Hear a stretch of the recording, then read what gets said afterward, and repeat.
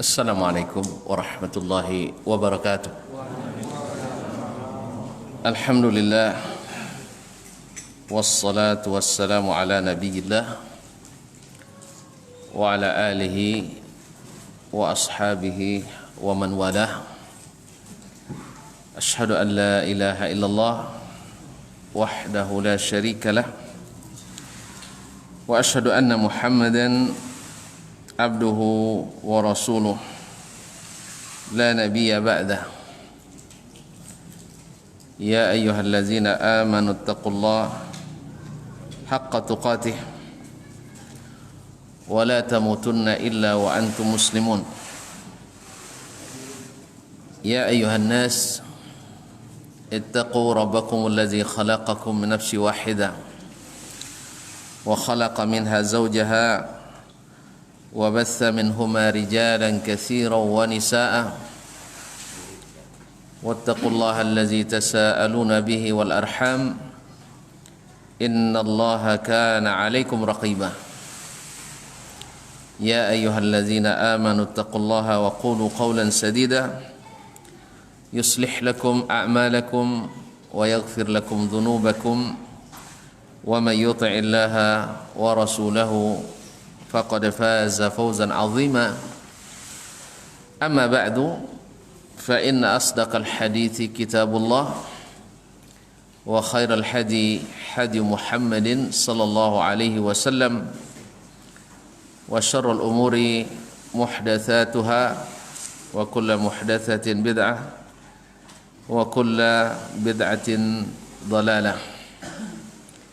معاشر المسلمين معاشر المسلمات al-hadirin wal hadirat wal musyahidin wal musyahidat, para jemaah Masjid At-Taubah Bangkinang yang saya muliakan, yang saya hormati, yang saya cintai. Alhamdulillah, di suasana yang sejuk ini, habis diguyur hujan, kita diberi Allah SWT kesempatan untuk saling mengingatkan, at-tawasi bil haqq wa at-tawasi bis sabr. Yang mudah-mudahan dengan itu kita terhindar dari apa yang Allah sebut, innal insana lafi khusr. Manusia itu benar-benar merugi, kecuali orang-orang beriman dan beramal saleh dan saling memberi wasiat, mengingatkan untuk tetap di atas kebenaran, dan saling memberi wasiat dan mengingatkan untuk tetap bersabar. Karena memang dunia ini berat, dan lebih berat lagi kalau tidak sukses di dunia ini menghadapi siksa di akhirat. Oleh itu maka kita berusaha sekuat tenaga untuk menjauhi siksa Allah SWT di akhirat. Salah satu caranya adalah dengan saling mengingatkan dalam majlis-majlis zikir dan ilmu seperti ini. Ma'asyiral muslimin, ma'asyiral muslimat yang dirahmati Allah, salawat dan salam kepada baginda Rasulullah sallallahu alaihi wasallam, junjungan alam. Semoga selawat bersambung kepada ahlu baitihi, ahlul bait, para istri, anak dan zuriyah beliau, dan para sahabat yang setia menemani, mendampingi, berjihad, berdakwah bersama beliau, dan kepada para tabi'in dan yang mengikuti mereka dengan baik sampai hari kiamat, dan mudah-mudahan kita termasuk di antaranya, amin. Ma'asyiral muslimin, ma'asyiral muslimat yang dirahmati Allah, nampaknya pada pertemuan sebelumnya pembicaraan kita masih tergantung, tak kenal maka tak sayang. Maka kadang-kadang dah kenal pun belum juga tentu sayang, apalagi tak kenal, apalagi dikenal dari orang yang benci.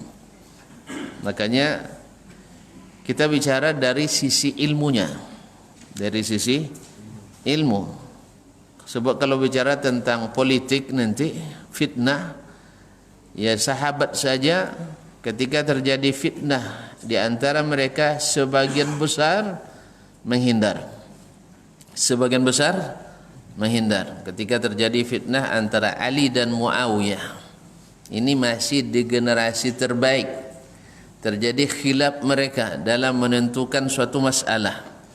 Khilaf ini karena banyak yang mengompori, akhirnya terjadi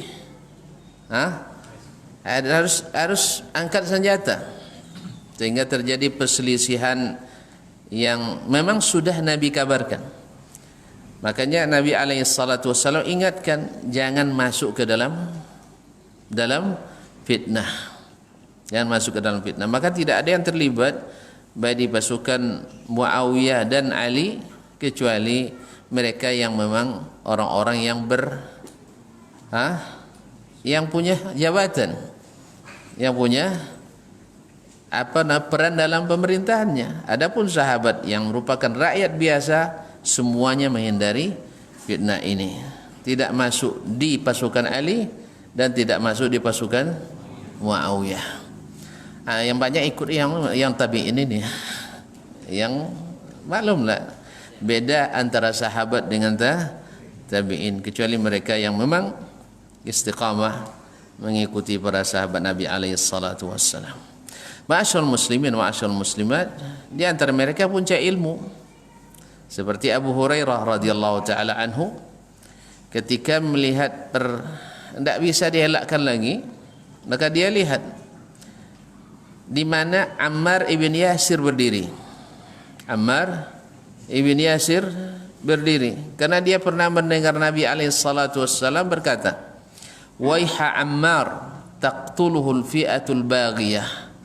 Kasihan si Ammar ini. Ammar masih hidup nih. Nanti akan dibunuh oleh kelompok pemberontak. Kelompok pemberontak berarti kalau pasukan yang dia bergabung dalamnya bukan pemberontak. Makanya Abu Hurairah mengikut di mana Ammar berada. Ternyata Ammar berada di pasukan Ali bin Abi Thalib. Dari sinilah juga para ulama sependapat bahwasanya yang benar dalam hal ini adalah Ali bin Abi Thalib radhiyallahu taala an, sedangkan Muawiyah salah dalam ijtihadnya, tetapi sahabat adalah orang-orang yang diridai oleh Allah Subhanahu wa taala. Makanya ketika ditanya Imam Umar bin Abdul Aziz dan juga Imam Malik, diriwayatkan dari Imam Malik dan lain selain mereka, ketika ditanya tentang Muawiyah, kan tadi kita kesalahkan dia ya kan? Ketika ditanya tentang Muawiyah, apa jawabannya? La ghubarun ala anfi Muawiyah wa huwa yujahidu ma'a Rasulillah sallallahu alaihi wasallam khairun min Umar bin Abdul Aziz. Coba lihat ya, bahwasanya debu yang nempel di hidung Muawiyah, debunya yang saat dia berjihad bersama Rasulullah sallallahu alaihi wasallam, maka debu itu lebih baik dari Umar bin Abdul Aziz. Tahu Umar bin Abdul Aziz? Tahu? Seorang khalifah yang zuhud, adil, dan tidak bisa dicari, jadi ikon oleh orang. Sama betul dengan datuknya Umar bin Khattab radhiyallahu taala anhu, ketika jadi pemimpin bukan mencari keuntungan, tetapi kekayaannya habis untuk rakyatnya. Dari kaya raya menjadi orang yang serba miskin, sampai ketika beliau meninggal warisannya untuk anaknya kan 14, tinggal 11, yang laki-laki dapat kalau piti awak 1 juta, tapi sekene nampak dosi dapat mati 50. Banyak anak Pak Presiden anak khalifah, datuknya khalifah, maksudnya datuk anak-anak nih, karena ayah dari ibunya khalifah, kemudian ayah mereka khalifah, mama khalifah, apa khalifah. Tapi itulah warisan mereka. Tapi Umar bin Abdul Aziz memberikan mereka yang sangat mahal, yang jarang diberikan oleh orang tua kita, yaitu, ya, wahai anakku, kalau aku ingin kalian dapat rezeki yang banyak, aku mampu. Semua ada di tanganku, ya tak? Saya biasa bilang nih yang sawit 1000 hektar ini untuk untuk si Abdul Aziz, ini untuk Abdul Malik, ini untuk Abdul Rahman misalnya, kan? Bisa? Bisa. Tapi enggak.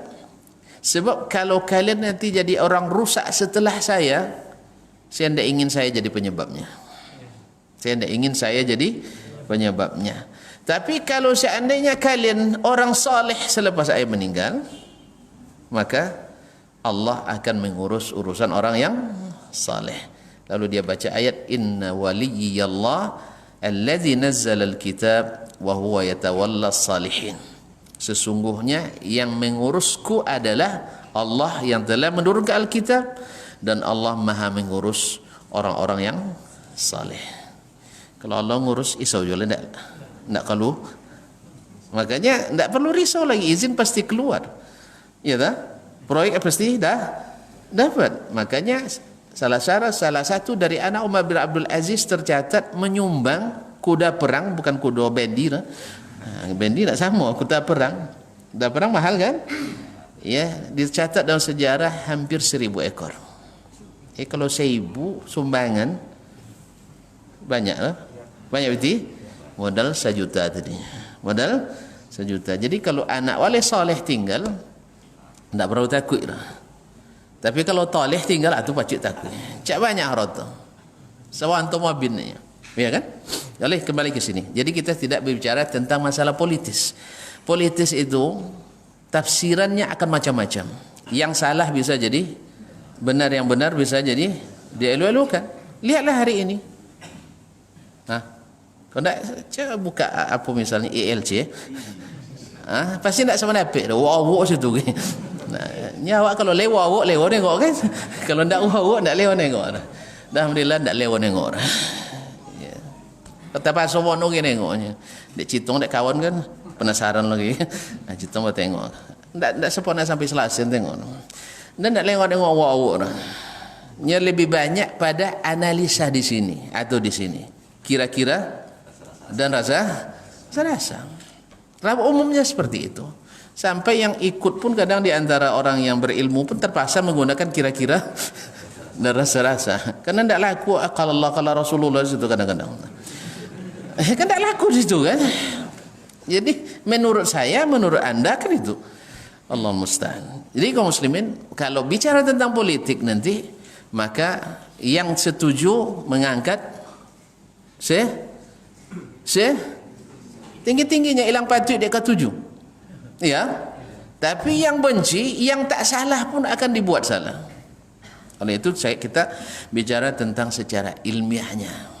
Karena apa? Karena dianggap dakwahnya Syekh Muhammad bin Abdul Wahhab oleh banyak orang yang tidak senang. Saya katakan yang tidak senang. Sebab yang tidak senang hanya mereka yang tidak akan mengatakan bahwa dakwahnya benar. Makanya kita sudah buktikan.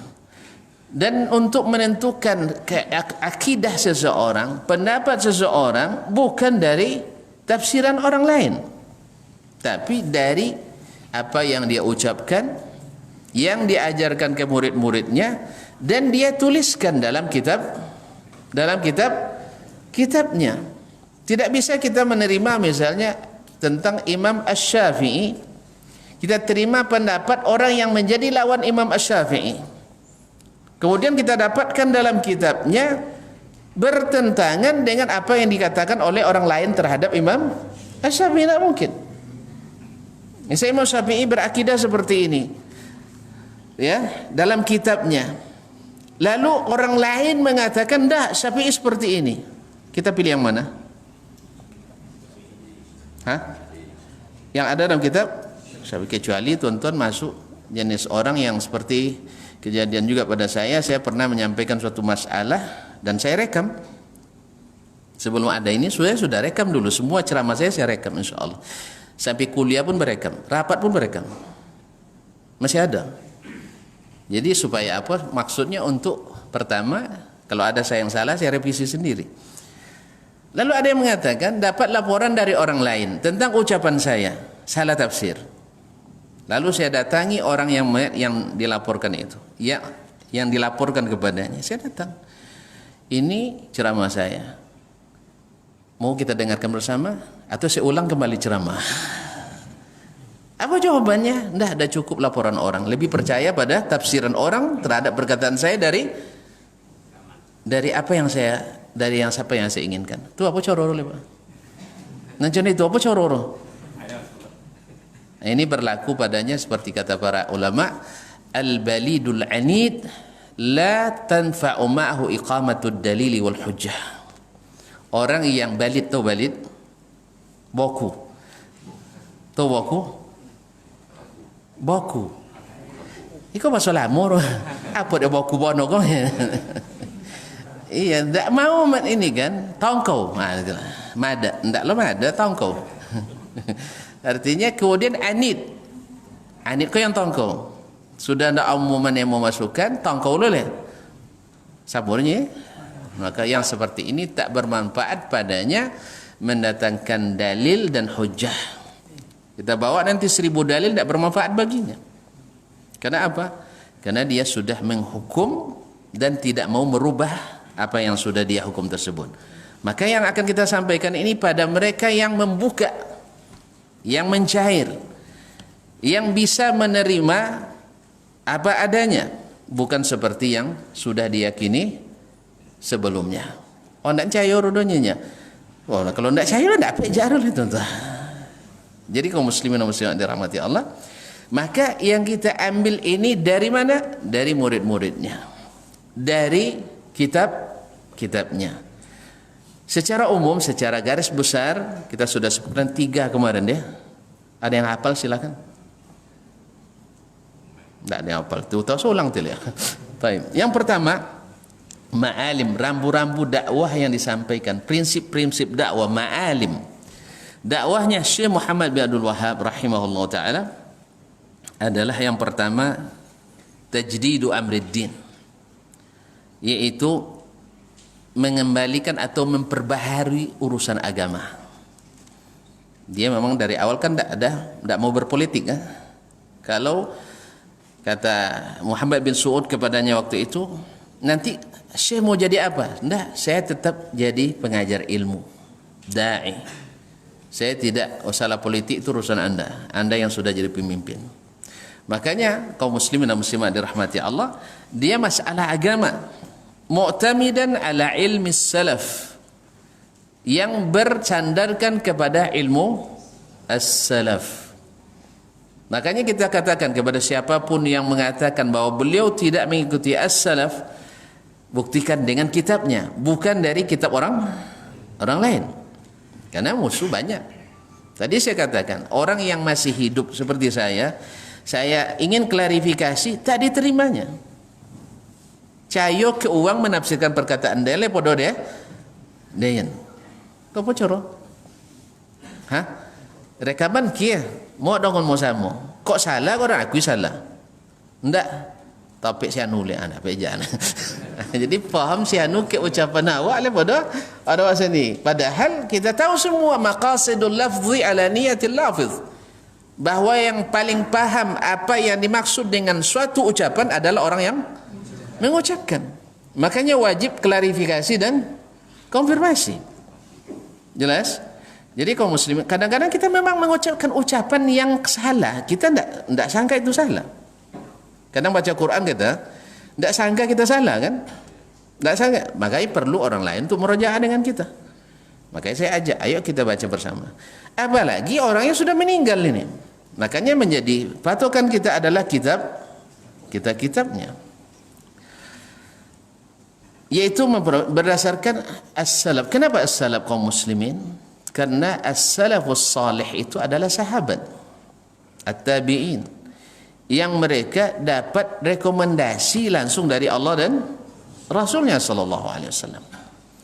Allah katakan as-sabiquna al-awwaluna minal muhajirina wal ansar walladzina ittaba'uhum bi ihsanin radhiyallahu anhum. Orang-orang yang dahulu dan pertama-tama masuk Islam Ya, beriman pada Nabi alaihi salatu wassalam, dan kemudian orang-orang yang dari kalangan muhajirin dan ansar, ini selalu didahulukan muhajirin dari ansar karena muhajirin lebih afdal dari ansar. Walaupun ansar tidak sedikit andilnya, dipuji-puji juga Al-Quran, tapi muhajirin tetap lebih afdal daripada ansar. Zalika fadlullahi yu'tihi man yasha. Itu urusan Allah, kita tak boleh nanya. La yus'alu amma yaf'al wa hum yus'alun. Allah enggak ditanya apa ndak wacu dah dulu dah, enggak ada, ya. Itu urusan Allah, enggak boleh kita pertanyakan. Sami'na wa ata'na saja. Alhamdulillah, untung Islam sampai ke Kampar nih, kalau enggak. Jadi kaum muslimin dan muslimat dirahmati Allah, yaitu berdasarkan dalil dan hujjah. Dengan berdasarkan dalil dan hujjah menurut pemahaman as-salafu as-salih, karena mereka dibimbing langsung oleh Nabi alaihi salatu wassalam. Menurut tuan-tuan, yang dakwah seperti ini salah apa keliru? Kok diam? Salah atau keliru? Mengajak umat kembali kepada seperti yang dalam beragama, ya. Tidak naik Honda rasanya, salah paham. Kalau ada Honda sama sahabatnya, ya Honda mereka tu kaum muslimin. Bukan pakai mikrofon, tidak. Bukan pakai apa nomor HP gitu. Bukan. Antum a'lamu bi umuri dunyakum. Tapi dalam masalah beragama, kaum muslimin dan muslimat yang dirahmati Allah, ya, mereka itu sudah diajar langsung oleh Nabi sallallahu alaihi wasallam. Menurut tuan-tuan dan puan-puan, paham tak mereka? Paham. Apa tuan tak paham? Apa tuan tak paham? Diamalkan. Tu kalau diamalkan, apa jual tahun 2000? Tak salah mereka. Tak ada komplain. Iya kan? Allah yang merekomendasi, Allah ridha pada mereka. Apa makna ridha? Ridha apa? Apa makna ridha? Diterima. Kau tak temu ada ridhonya? Tak. Dari ridho, contoh pula abang datang ke rumah agaknya ridhonya, ya. Berarti temu tak? Temu. Dengan lapang telah terima tanpa ada pengecualian, wajar tanpa pengecualian. Jelas kaum muslimin dan muslimat? Berarti mereka paham, bukti pahamnya mereka amalkan, dan amalannya diterima. Mana yang lebih paham? Uang yang majunya langsung guru besar pada guru kenek. Kan Rasulullah adalah imam utama semua orang Islam. Ini langsung maju sahabat. Mungkin hebat pada mereka? Tidak mungkin. Tidak mungkin. Pasti murid Nabi lebih hebat daripada murid imam manapun. Nah, inilah akidahnya seluruh imam dalam Islam, khususnya imam yang 4. Bahwa kalau sahabat berpendapat tidak bertentangan dengan hadis dan Al-Quran dan hadis, mereka hormat. Tapi kalau bertentangan dengan Al-Quran dan hadis, maka mereka dahulukan Al-Quran dan apa sebab? Karena seperti kata Imam Asy-Syafi'i rahimahullah, saya tidak tahu satu orang pun alim yang menguasai seluruh sunnah Nabi. Jelas? Saya tidak satu pun yang mengetahui seorang ulama yang menguasai seluruh sunnah. Tapi menguasai sebagian besarnya ada. Makanya yang di sini sebagian ini dikuasai oleh ini sebagian dikuasai oleh ini. Mungkin saja, bukan mungkin lagi, kenyataannya bahwa di antara sahabat ada yang belum sampai kepadanya hadis. Kalau buat contoh panjang dulu. Dosa lagi contoh ya, panjang. Sampai Umar ada sebagian hadis yang belum diketahui. Ali bin Abi Thalib ada sebagian hadis sampai dia jadi khalifah belum dia ketahui. Ya kan? Wajar tak? Wajar. Tetapi tidak ada satupun yang sunnah yang hilang dari seluruh umat di masa itu. Jelas? Jadi kata Imam Syafi'i tidak satu pun yang hilang di masa itu. Jadi ini menguasai sebagian besar, ini menguasai pula sebagian besar, ini menguasai sebagian kecil, dan dikumpulkan ilmu mereka tak satu pun sunnah yang hilang. Payah buktikan kan? Mau cek buat apa? Angket berapa sunnah nana dikuasai? Pasti tidak ada satu pun sekarang ini yang menguasai seluruh sunnah. Apalagi memang jangan bocornya. Kan betul? Seperti yang sering saya sampaikan, banyak di antara kita tidak tamat membaca kitab. Ya tak? Padahal Allah langsung jadi ulama. Alhamdulillah sekarang sudah mulai ada, Masya Allah, semangat untuk mengkaji kitab kembali. Walaupun sudah jadi sudah selesai kuliah, dah doktor, kadang dihidupkan kembali membaca kitab bersama. Ini bagus ya. Ini bagus. Tentu saja dengan kaedah-kaedah yang benar, bukan hanya mencari pembenaran tetapi mencari kebenaran. Yang kedua, beliau ihya'ul ijtihad wa nabz taqlid. Beliau memang secara lantang mengatakan kita wajib hidupkan ijtihad. Tapi bukan semua orang berijtihad. Jangan salah paham. Ini kadang-kadang lucu orang pasti paham sebenarnya bahwa tidak mungkinlah orang baru belajar 3 hari jadi mujtahid, tidak mungkin. Bahkan orang yang belajar misalnya 20 tahun belum tentu jadi mujtahid. Tapi beliau maksudnya jangan menjadi muqallid buta. Itu apa maksudnya? Karena mujtahid mutlak mungkin hari ini tidak bisa kita dapatkan. Tapi berijtihad dalam suatu masalah tertentu itu mungkin sekali. Kenapa? Ada masalah yang kontemporer yang belum dibahas oleh kitab-kitab ulama sebelumnya. Maka dalam hal ini orang berijtihad. Atau bisa saja di dalam mazhabnya tertentu, mungkin dalam mazhab itu dalil-dalilnya dalil yang lemah dalilnya misalnya dengan qiyas, yang lain mazhabnya dengan Al-Quran dan hadis sahih. Maka dalam hal ini mereka berijtihad dalam menguatkan suatu pendapat dari pendapat yang lain. Artinya apa? Tidak mengikuti secara buta para ulama, para kiai, para ustadz, para dai. Dibuka kesempatan untuk menanggalkan taklid buta tersebut.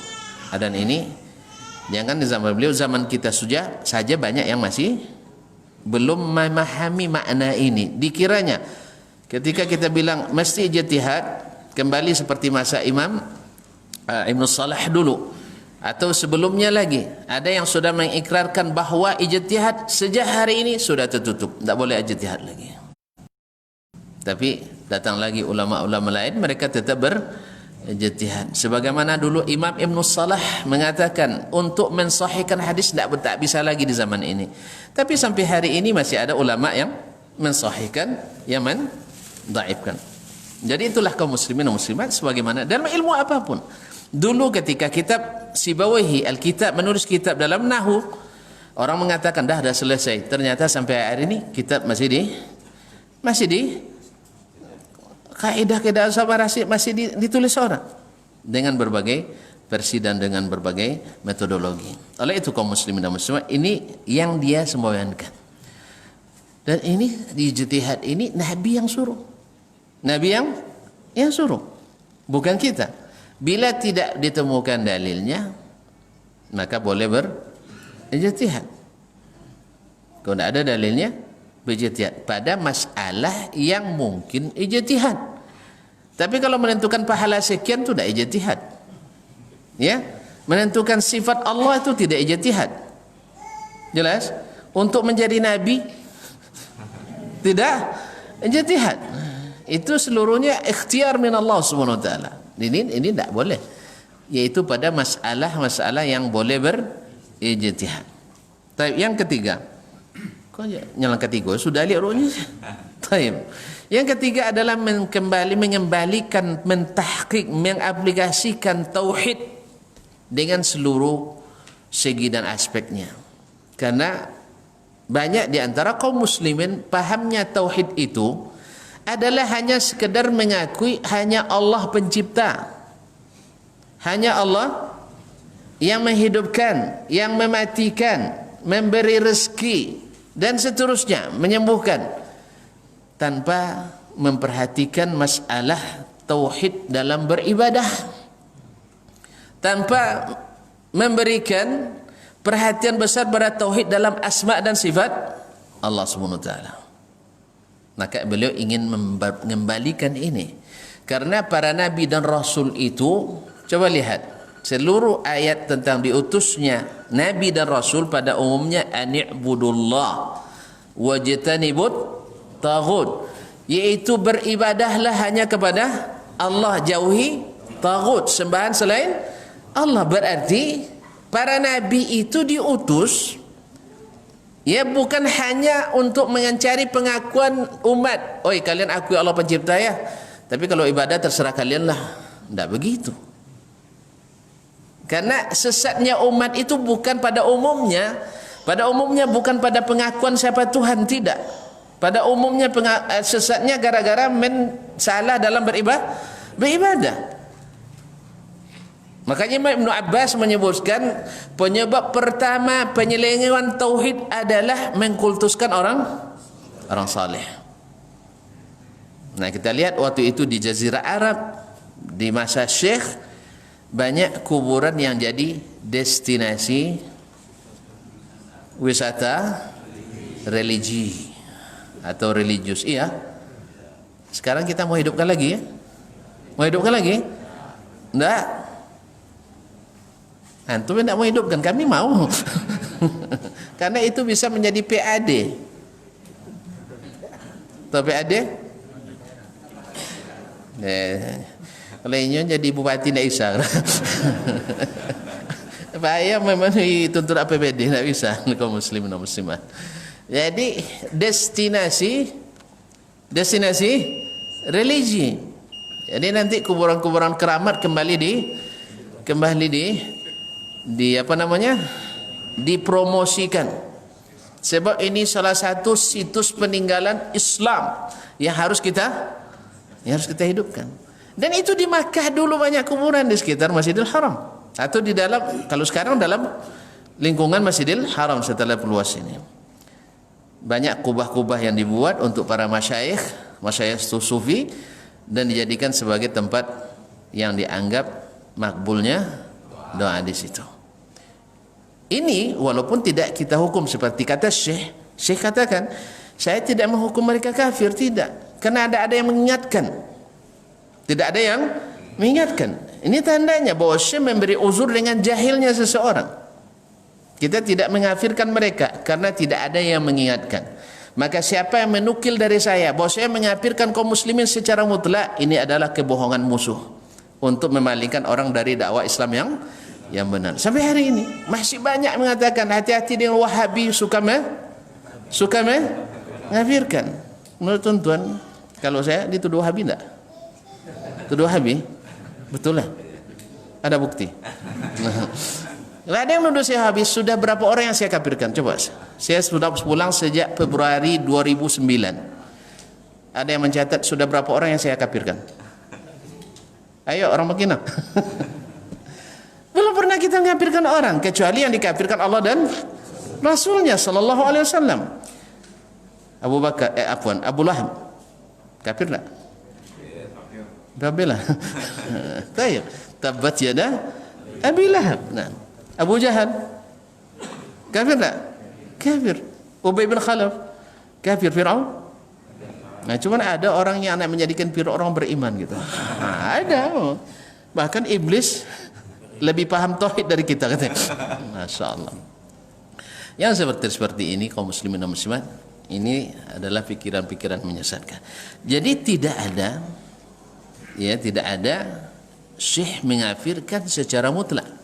Bahkan orang yang jelas-jelas tawaf di kuburan dengan maksud beribadah dan meminta ke ahli kubur, dia katakan walaupun itu sarih, perbuatan itu sarihul kufur, tapi pelakunya saya tidak berani kafirkan. Apa sebab? Orang itu rata-rata orang jahil yang tidak ada ulamanya yang mengingatkan. Nah, bagaimana kalau saya mengapirkan orang tidak sepaham dalam mazhab dengan saya? Tidak mungkin katanya. Kan itu yang diisukan. Asal beda pendapat langsung kafir. Kan itu ya? Asal satu kunut, satu tidak kunut, kafirnya. Tidak ada kaum muslimin, ya Allah. Nah, inilah fitnah yang luar biasa yang dilontarkan oleh orang-orang yang tidak bertanggung jawab dan kurang bertakwa kepada Allah SWT atau tidak bertakwa kepada dalam ucapannya.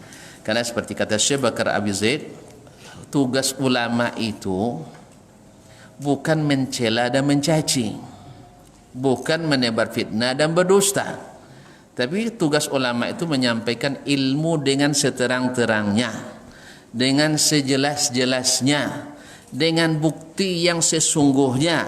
Setelah itu terserah nak diterima, alhamdulillah. Tapi kalau tetap kambing walaupun terbang, silakan. Itu urusan siapa yang memilih seperti itu. Kan sebagian itulah tetap kambing walaupun tahu kambing terbang. Nah, walaupun kambing tetap kambing walaupun terbang. Dah masuk waktu? Baru 3 juga Syekh. Sambung lagi nanti. Baik, silakan.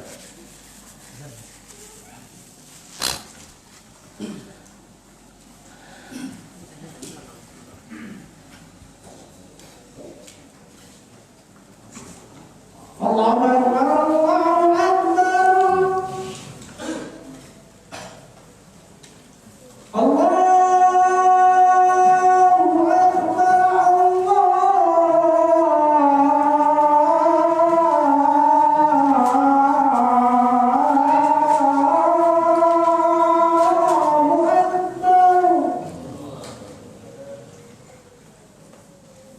Asyhadu an la ilaha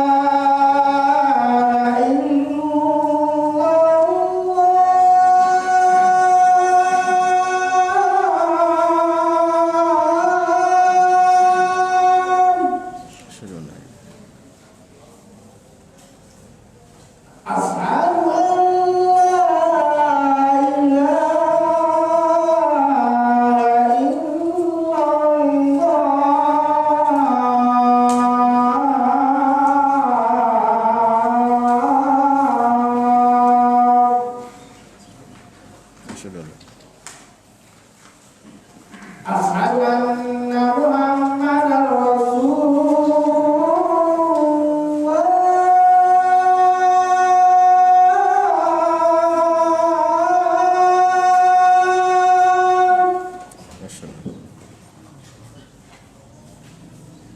Asyhadu anna Muhammadar Rasulullah.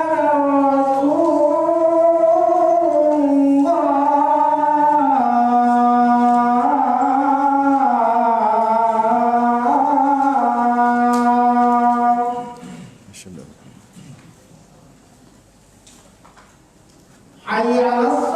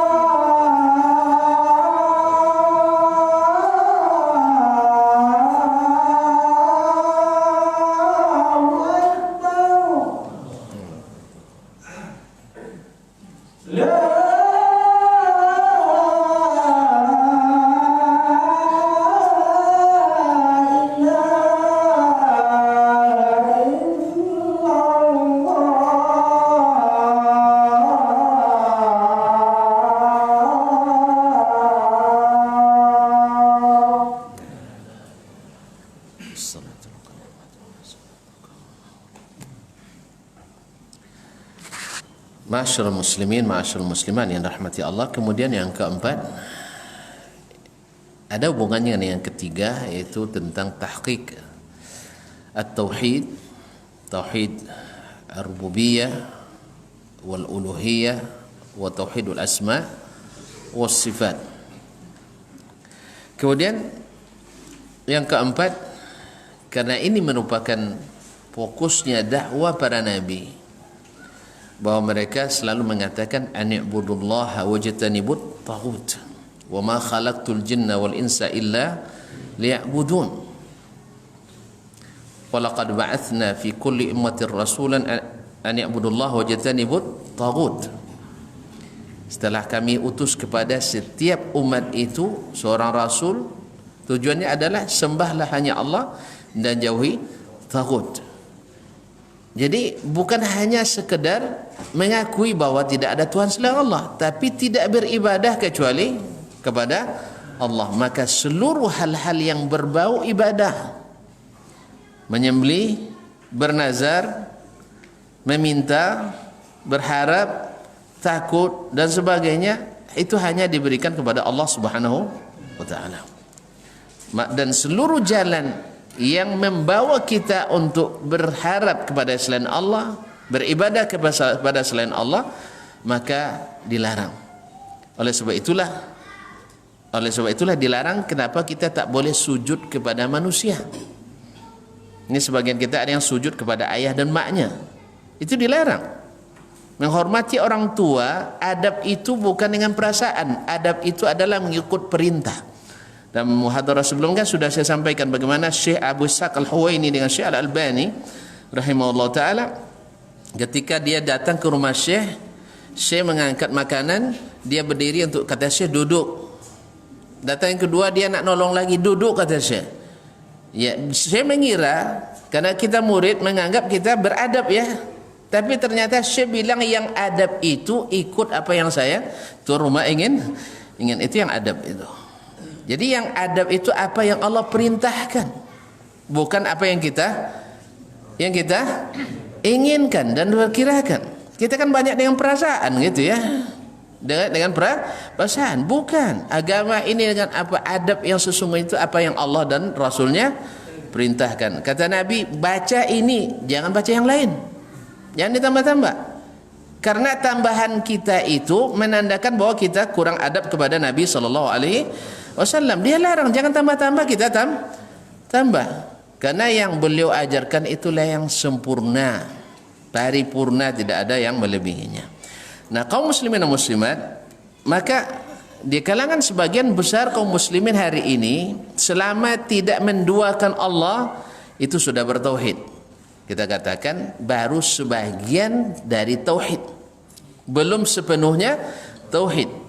Dan inti daripada tauhid itu adalah karena antum mengakui bahwa tidak ada Tuhan, tidak ada yang mencipta kecuali Allah, tak ada yang berezeki kecuali Allah, maka puncaknya adalah pada menerima semua yang datang dari Allah dan tidak berharap beribadah kecuali kepada Allah Subhanahu wa taala. Tapi kalau masih memberikan sebagian daripada jenis ibadah kepada selain Allah, berarti rusak tauhid kita di sini.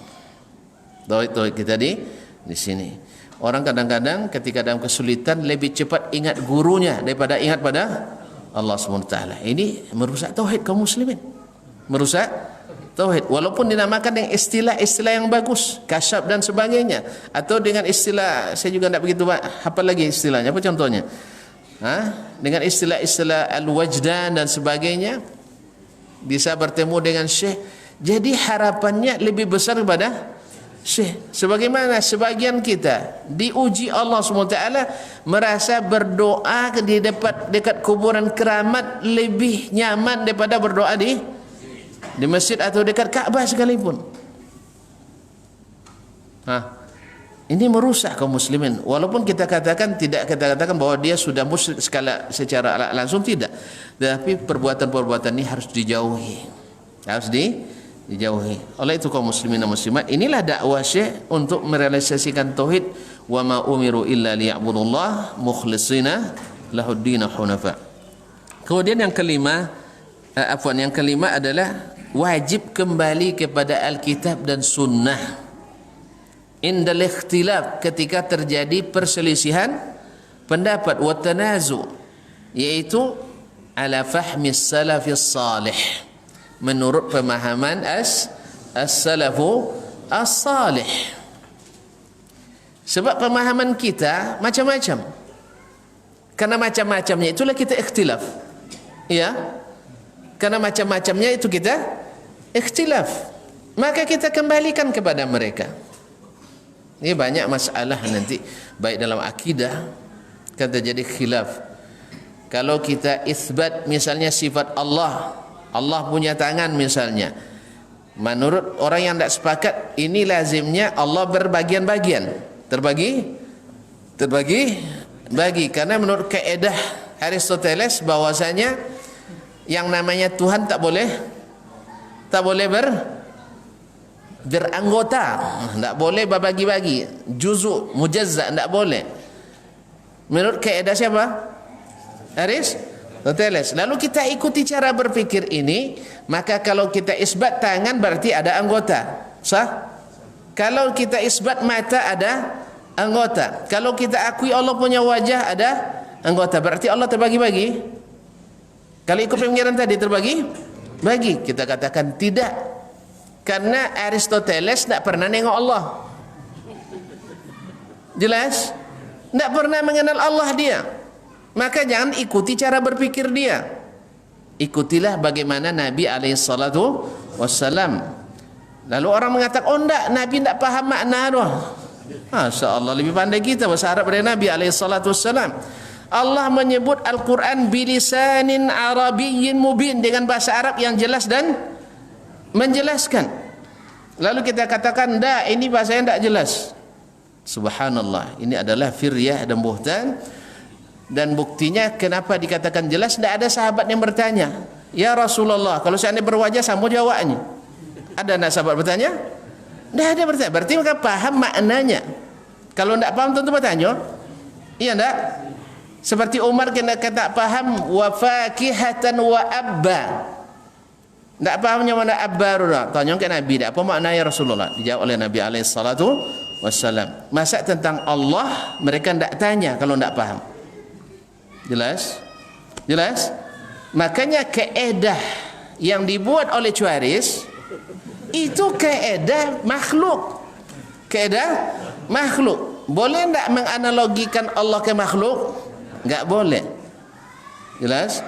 Makanya gara-gara kaedah ini banyak ayat dan hadis yang digerinda.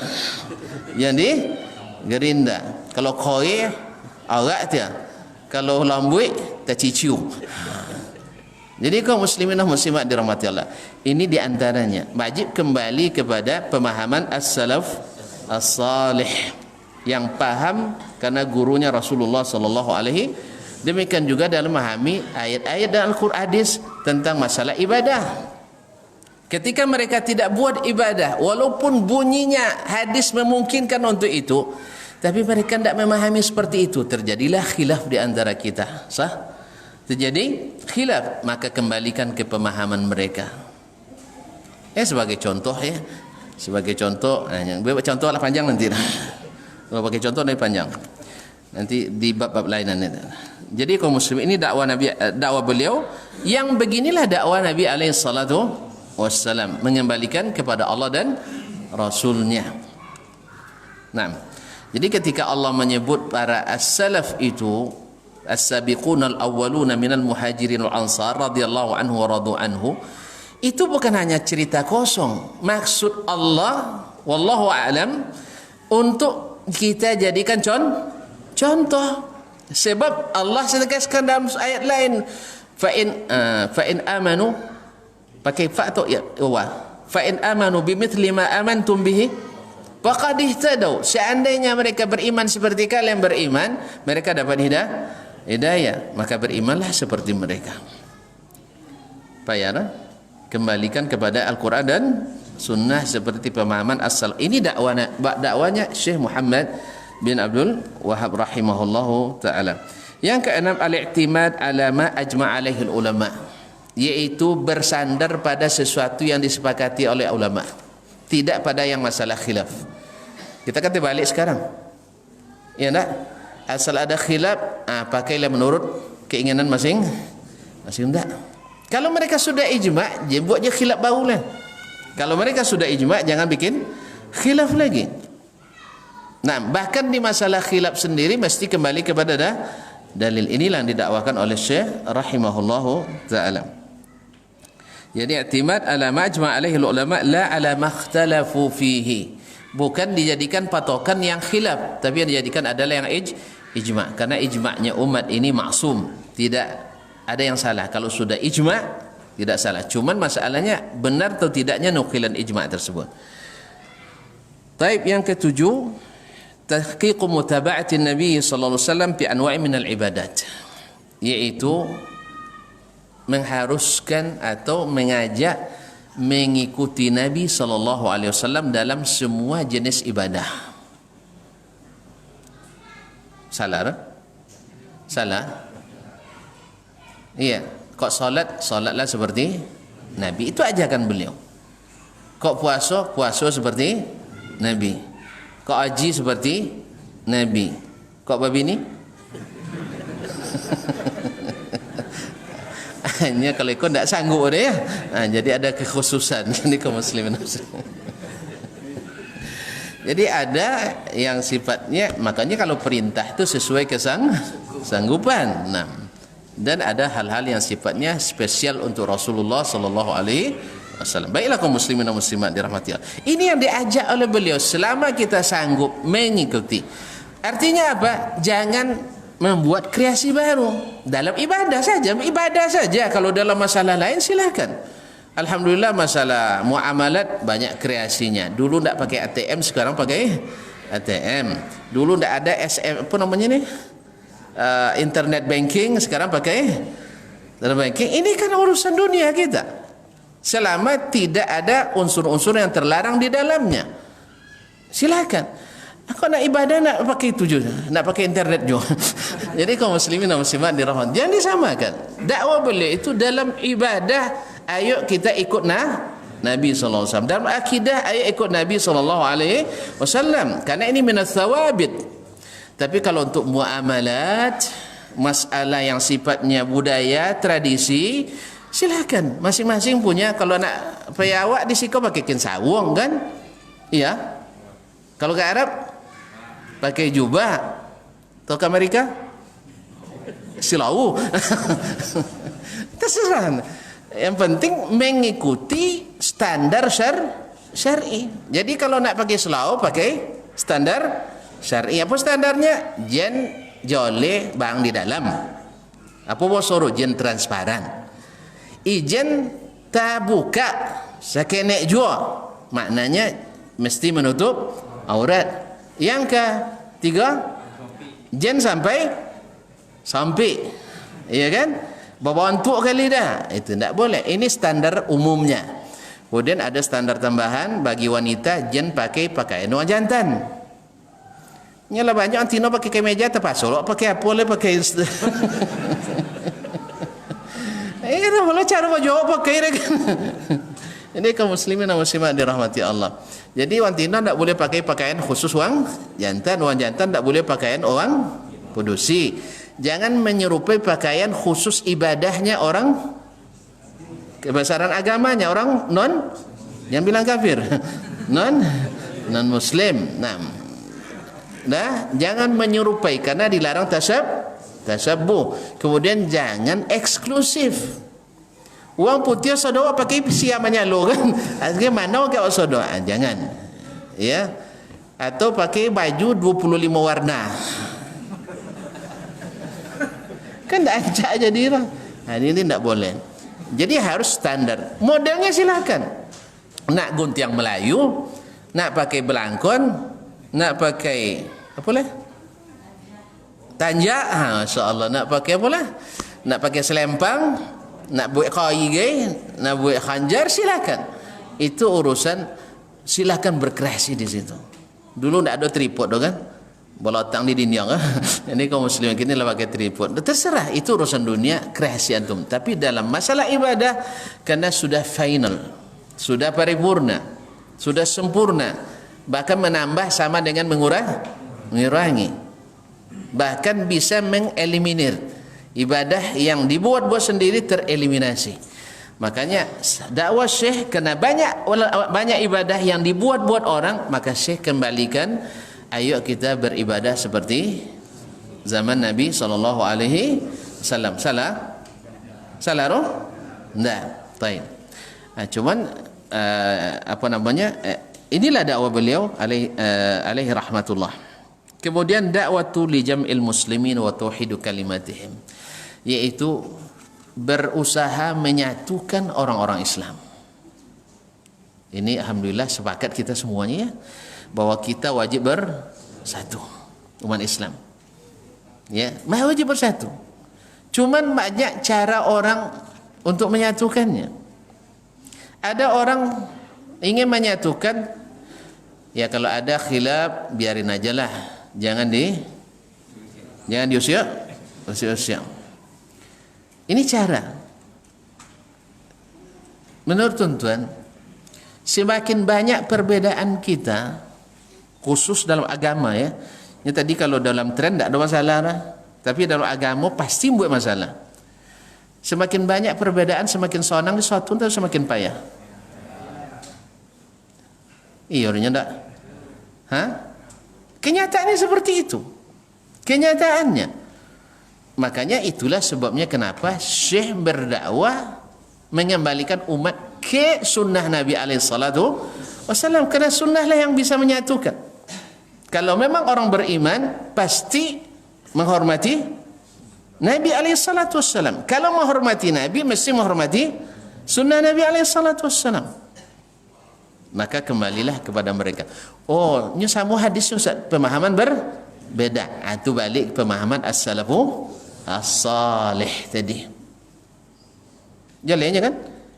Joleh dakwanya balik Al-Quran dan sunnah. Samonya ayat sama, hadis sama, tapi beza jo pendapat, ya. Ndak isa disatun.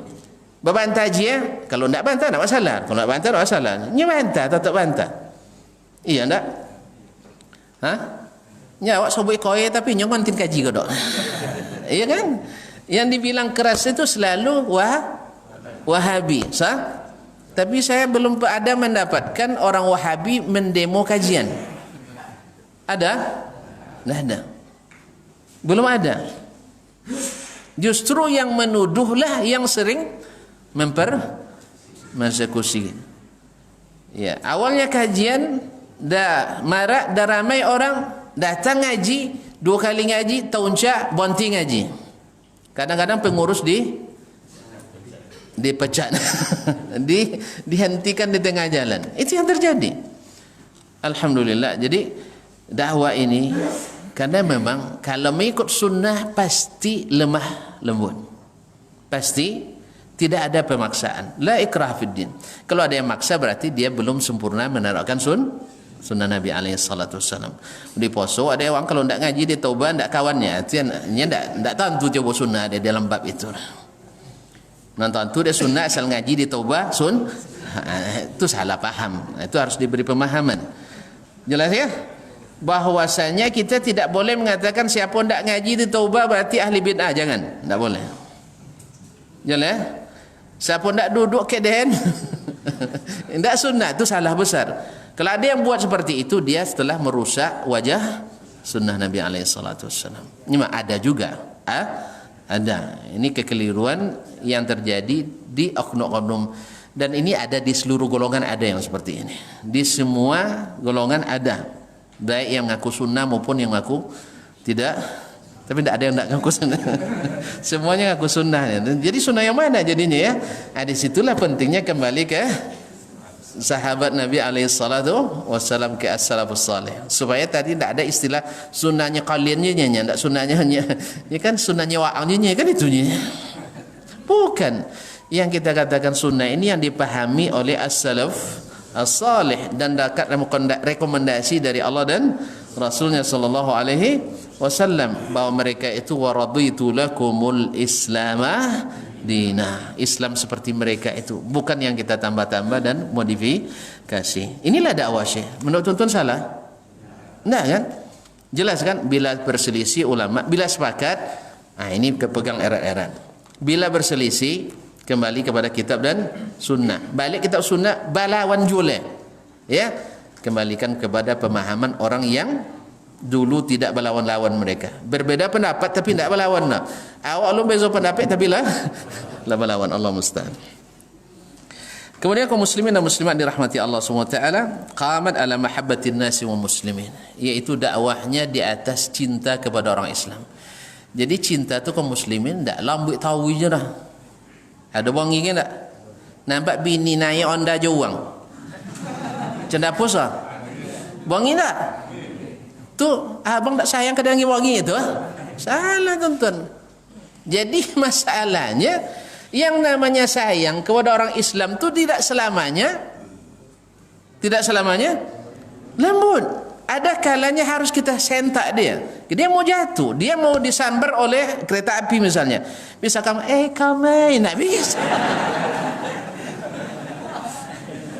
Jadi tuan-tuan, kau bawa Honda waktu tunduknya Honda. Nyepara di londot kereta api pada londot deh Honda le.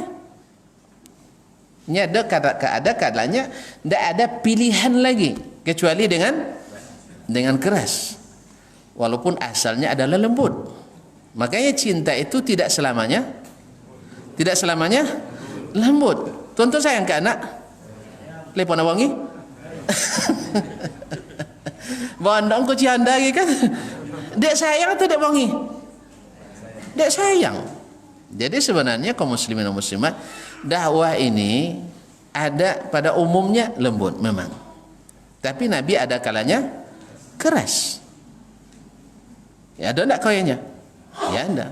Jadi oleh sebab itu kaum muslimin dan muslimat dirahmati Allah, kalau ada misalnya beliau menyampaikan dengan narasi yang keras, hati-hati jangan beribadah di kuburan misalnya. Kan kau bunyi ya?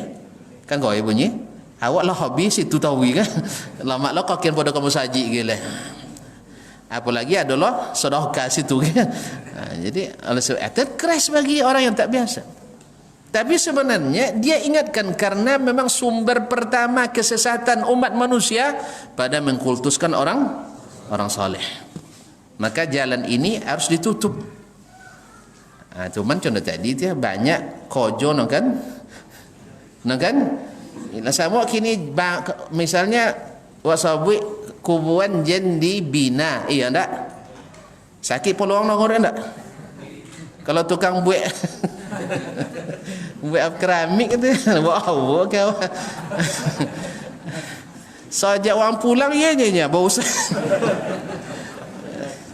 Makanya tuan-tuan sebelum bekerja itu tanya dulu itu.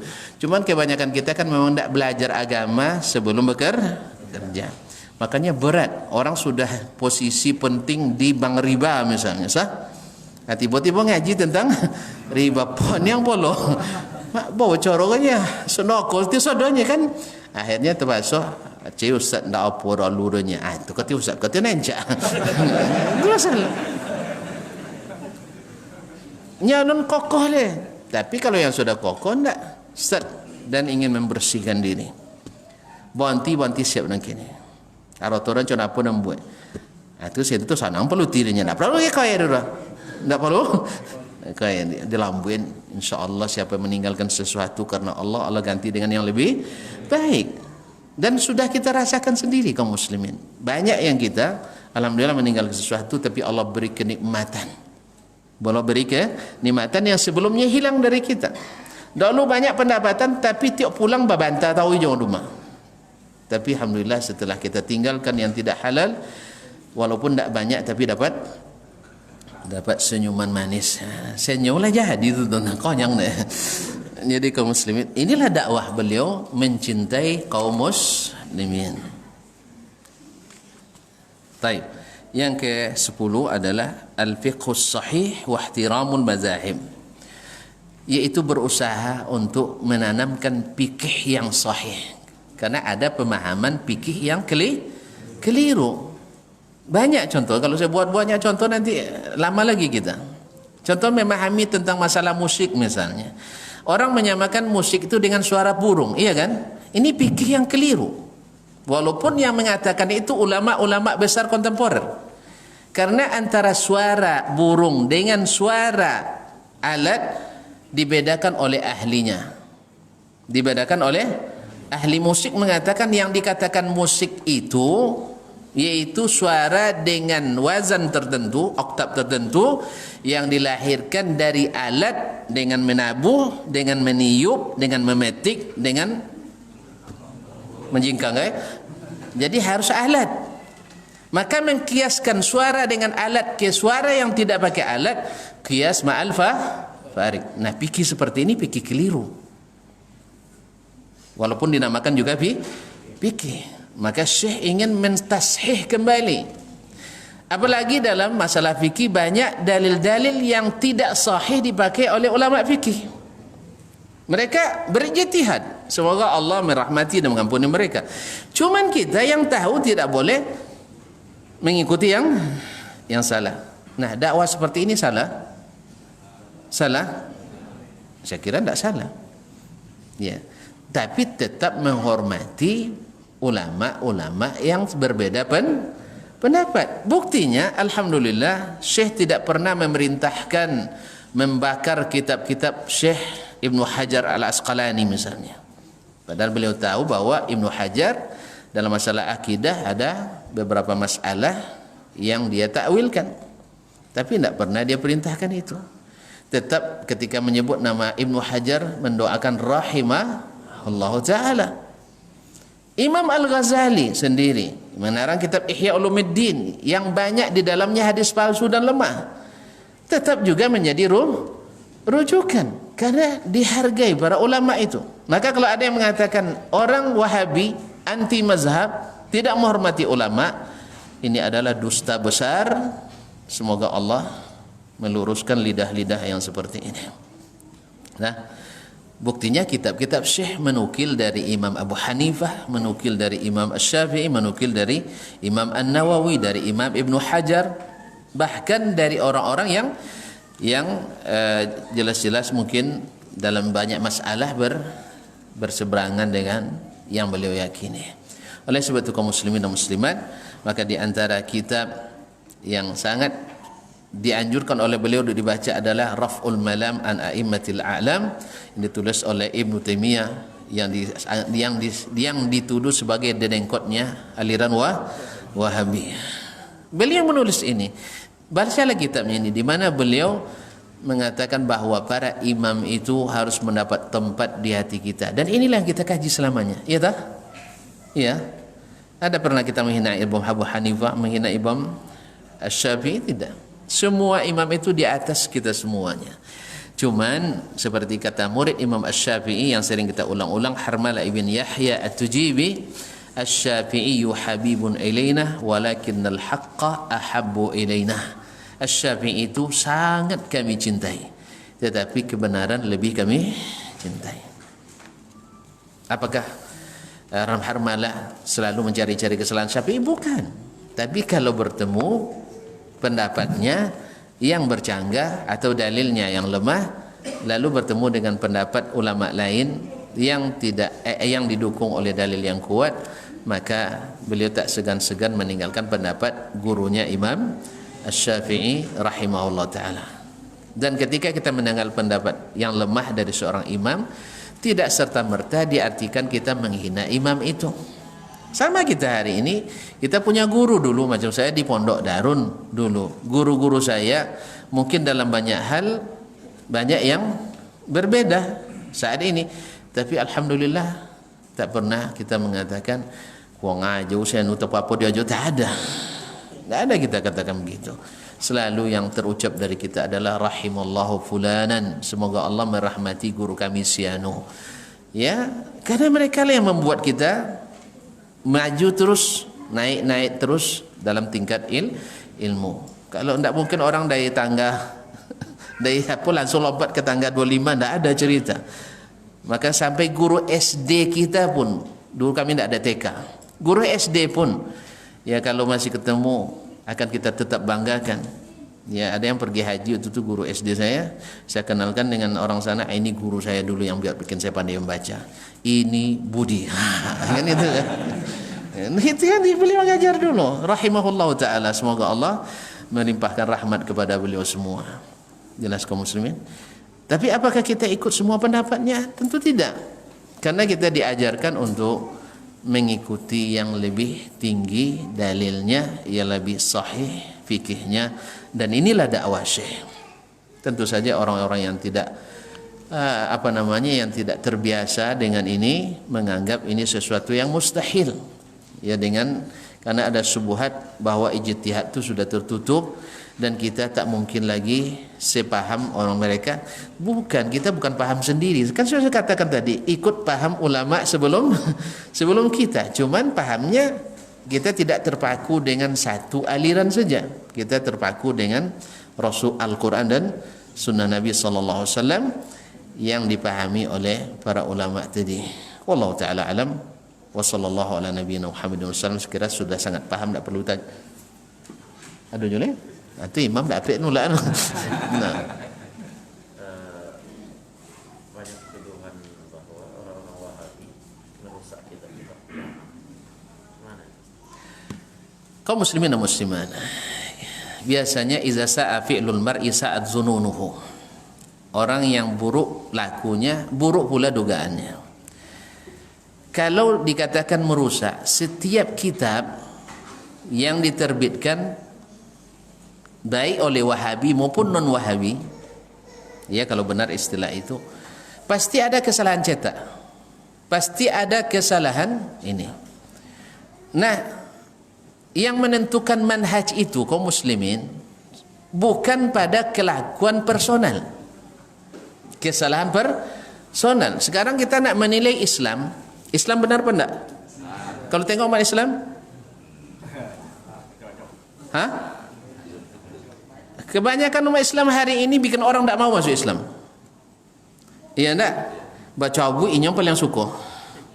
Iya enggak? Demo inya paling banyak. Korupsi. Apalah mulai masuk politik, Pak. Orang Islam, apakah dengan perbuatan umat Islam itu membuat Islam itu rusak? Ya enggak. Maka kembali kepada asas yang telah dibangun oleh Syekh sendiri. Adapun kelakuan itu semuanya akan ada kesalahan di ulama manapun. Kalau masalah mengafirkan, seluruh ulama terlibat mengafirkan, termasuk Imam Malik, Imam Syafi'i, Imam Abu Hanifah, Imam Ahmad, semuanya. Sampai orang-orang yang seperti Imam Abul Hasan Asy'ari, Ibnu Kullab dan sebagainya, mereka juga ikut mengafirkan. Jelas? Sama sekarang kalau orang pakai cingkrang, habis itu mencuri dia, besok dilarang pakai cingkrang. Nah gitu kaum muslimin dan muslimat. Kalau gitu harusnya juga yang korupsi pakai dasi, besok harus dilarang pakai dasi. Kan tak berlaku tu kan? Kok cingkrang aja yang kena. Jadi kaum muslimin dan muslimat, kalau sengaja merusak, saya tidak tahu. Saya sudah baca kitabnya yang ditulis oleh orang yang tak berani menyebutkan namanya. Ayatnya ketahui juga. Dan otak yang bermain di baliknya saya tidak tahu juga. Yang dikatakannya itu dari jenis yang saya katakan. Saya mentahqiq kitab. Di S2, S3 saya mentahqiq kitab. Sebagian kitab itu sudah diterbitkan. Dan kita temukan ratusan bahkan ribuan kesalahan. Tapi alhamdulillah kami tak pernah diajar mengatakan ini merusak kitab, tidak. Itu ijtihad mereka. Tapi yang salah tetap dikatakan salah, itu selesai. Tidak melabelkan bahwa bahwa ini salah. Kalau gitu nanti tidak ada satupun mazhab yang selamat. Tidak ada satu mazhab yang selamat. Karena misalnya, mohon maaf ya, Imam Nawawi sendiri bukan tidak pernah salah dalam menasakh. Lalu saya katakan nanti dia merusak Sahih Muslim. Mau tuan-tuan terima? Tak, itu ijtihad beliau. Karena yang namanya manusia kadang matanya terlewat, tinggal dua kata dan sebagainya. Tapi kalau sengaja, wallahu alam, kalaupun ada, itu oknum yang sifatnya yang tidak bisa disalahkan semuanya. Kalau seandainya ada oknum yang korupsi lalu pemerintah dibubarkan semua, tidak mungkin. Kecuali Syekh mengatakan kalian seperti Syiah boleh berdusta di depan yang tidak sepaham, itu ya betul, ini manhajnya. Ya, kalau depan orang tu suku hijau, sabuk hijau semuanya. Tapi kalau suku merah jangan sabuk hijau, sabuk merah. Walaupun awak suka hijau. Kalau itu betul, ini manhajnya. Tapi Syekh manhajnya sudah kita sebutkan tadi secara jujur, konsekuen dan benar. Kalau ada sebagian oknum yang melakukan, itu kelemahan tadi seperti yang saya katakan tadi. Ya, kalau tidak ngaji ditaubat berarti tidak nyunnah. Ini keliru. Ada yang buat memang. Ada yang buat akhirnya menjadi hizbi lagi. Mentahzir dari hizbi tapi bikin hizbi baru. Ini tidak bisa dijadikan sebagai kaidah. Sama dengan dulu ada pendeta yang katakan kalau nak jadi miskin masuk Islam. Alasannya apa? Tuh tengok yang di bawah kolong jembatan orang Islam semua katanya. Untung ada yang pintar di situ. Ibu Irene Andoko kan, dia bilang, mohon maaf Pak dosen, kalau saya lihat di Bangkok yang miskin tuh orang Buddha katanya. Iya tak? Iya. Kalau tuan-tuan pergi ke Manila, orang mana yang miskin? Orang Katolik. Tuan-tuan pergi ke Cina, orang mana yang miskin? Orang Buddha, orang komunis. Pergi tuan-tuan ke India, orang mana yang miskin? Hindu. Nah, pergi ke Arab, orang mana miskin? Orang kita. Ini kaum muslimin dan muslimat dirahmati. Bukan, jadi masalahnya bukan Indonesia karena mayoritasnya muslim, makanya banyak nampak miskin orang Islam. Islam bukan agama miskin, tidak ada kaitannya agama miskin kaya itu tidak ada. Allah memberi rezeki kepada siapa yang dia kehendaki, tidak dikaitkan dengan agama. Walaupun salah satu penyebab dikabulkan doa adalah ikhlas beragama. Tapi tidak mesti kalau taat langsung sehat semua. Seperti hari ini bilang kalau tidak sehat, kalau rajin ke masjid tidak kena pandemi katanya. Itu tidak masuk, itu bukan itu. Kaum muslimin, orang taat tak taat, bisa kaya bisa miskin. Saya kira bisa dipahami maknanya. Jadi kalau ada yang melakukan itu tidak direstui oleh ulama-ulamanya. Tidak ada ulama di sana yang mengajarkan kalian kalau tidak sesuai pendapat rubah itu kitab. Tidak ada. Kalau ada yang melakukan itu kesalahan besar yang tidak merusak kepada manhaj. Karena mustahil orang mencintai sunnah lalu mengkhianati sunnah Nabi SAW. Dan alhamdulillah yang dinisbatkan kepada itu bukanlah ulama-ulama tapi adalah para peneliti. Dan setelah dibuktikan kadang-kadang memang di maksudnya sendiri memang seperti itu. Ada ikhtilafun nusakh. Maka siapa yang tidak berpengalaman angguk-angguk dia. Saya karena sudah 10 tahun saya bergelut dengan manuskrip lama, jadi saya paham bahwa manuskrip itu sendiri yang kadang ditulis langsung dengan tulisan tangan dari gurunya, itu pun beda yang mereka tulis.